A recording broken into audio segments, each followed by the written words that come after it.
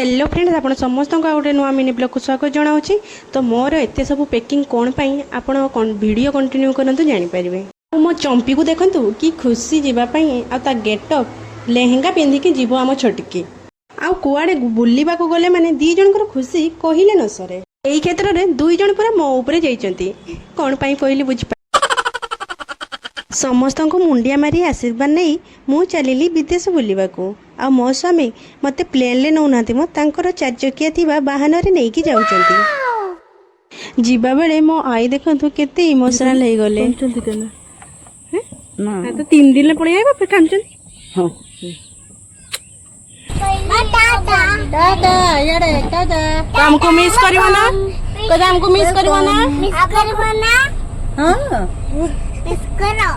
Miss करो समस्त को बाय बाय करी आमे चलिलु आम बाटरे आउ आम ई दुई जन को देखंतु पिटा मारा ना कि जहाँ यात्रा होउचंती सेमान को टिके शांत करबा पई ता पापा को कहली जाओ जहाँ ले टिके नै कि आसो नले माने शांत बसिबा छुआ नुहंती। फाइनली मु आसी पहुंची गली मो जगह रे तो मु आसीली मो बापर बाड़ी को जो पई सकाळ पाखरु पैकिंग चलथिला। घरु जो मु एते सारा बुझ नै कि आसी कोन मु निजे बहिबी नाई मो एई सासु जोई को ही बुहा करेबी।